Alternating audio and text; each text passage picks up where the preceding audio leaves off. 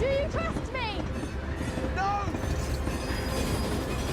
Enola Holmes is a 2020 American mystery film based on the first book of the series by Nancy Springer titled Enola Holmes. There are many things you may have missed while watching the movie, either because you were in a hurry to find out what actually happened to their mother, or you were too interested in the visible clues that you missed the little juicy details that were hiding in plain sight. Well, make sure you stick around because in this video we're going to fill you in on all the little secrets you missed while watching the Enola Holmes movie. But before that, a simple reminder on how to enter our brand new giveaway. We're giving away either an iPhone X Max, the new iPad mini, or a MacBook Pro. It's all your choice, but be sure to leave a like, comment the keyword, subscribe, and turn on notifications to enter the giveaway. It's really that simple. First, the game of chess. We saw in the movie that Enola learned to play chess as a child in one of her flashbacks. When Enola quizzes Inspector Lestrade about Sherlock's favorite board game,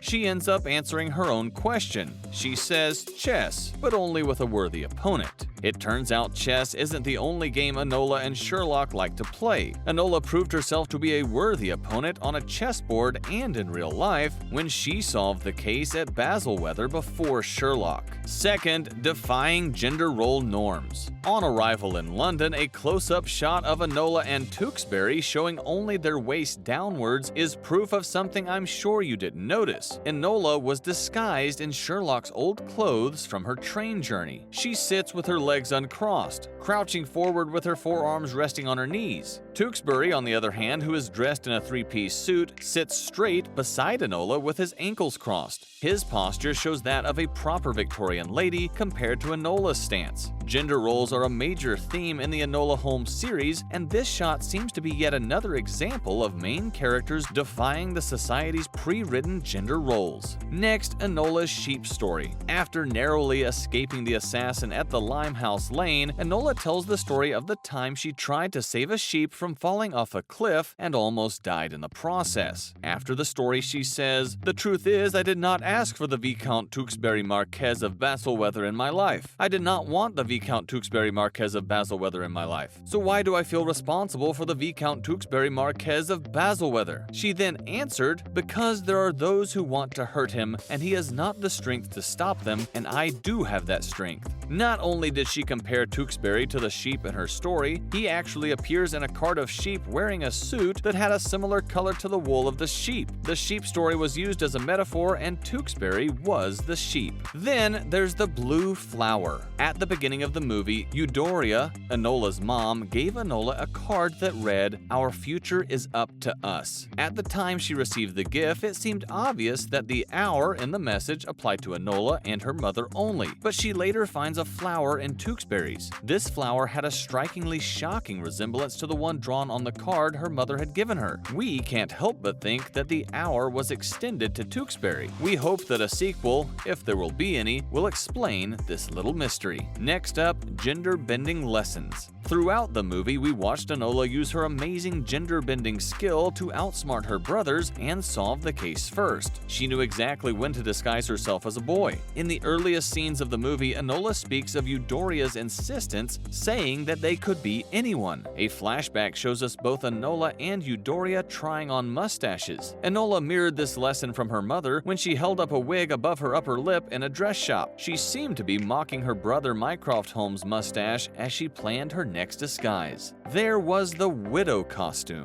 While traveling through Baselweather in search of clues, Enola dresses in an all-black costume. She later explained her disguise by saying, "When you are looking to travel in disguise, it's safest to travel as a widow. People are always anxious to avoid conversations about death." Although the outfit was enough to save Enola, we later realized that she was right about the disguise, as no one suspected the Dowager of being behind her son's murder. Next, the answer was right beside her. In the search for her mother and race to beat her brothers to it, Enola tracked down their mother's friend and fellow activist, Edith. But all her efforts to get any information about her mother's whereabouts from Edith seemed futile. Edith kept telling Enola that she could not say what Eudora was doing in London or why she went into hiding. But guess what? The answer that Enola needed was right on a table beside her, but she didn't see the flyers with the words "woman's suffrage" written on them. Next, the game is afoot. After completing the first phase of her escape escape plan, Enola broke the fourth wall and declared, "The game is afoot." Many Arthur Conan Doyle fans relate this saying to his Sherlock Holmes books, but they don't know it was first used in William Shakespeare's Henry IV Part 3. In his words, "Before the game is afoot, thou still lettest slip," William Shakespeare. Did you know Limehouse was London's first Chinatown? Eudoria's activist work was headquartered in Limehouse Lane, which could explain all the Chinese writings and drawings. From the time Enola arrived at the Portside neighborhood, she was immediately surrounded by Chinese red dragon drawings and writings. Although the movie didn't really explain the reason for this imagery, we think the reason is that the first Chinese immigrant community in London was formed in a limehouse in the early 19th century. Well, this one is a really tough one to spot because we may or may not have guessed right about the imagery. Eudoria could be an allusion to Eve in the Garden of Eden. Due to her disappearance, Eudoria isn't seen much throughout the movie, but the viewers get to know a little about her through flashbacks. In one of the flashbacks, she was seen plucking apples like Eve in the Garden of Eden from the creation stories. After Eve, the first woman on earth, ate a forbidden fruit in the Garden of Eden, God banished her and her husband Adam from the garden as punishment for disobeying him. Eudoria was described by those around her as dangerous and wild, so it kind of makes sense that an imagery of her painted as Eve is featured in the movie. Next, the reference to women being recognized by the Royal Academy of Arts. Sherlock, pretending to be Eudoria, tried to trick Enola by sending her a secret message and asking her to meet him at the Royal Academy of Arts in London. Enola immediately noticed the unlikely nature of the venue chosen by her brother for this meeting. It was easy for Enola to notice this because the Royal Academy is an institution that has continued to neglect women in its affairs. Enola's claims had so much truth to them. The Royal Academy of Arts was founded in 1768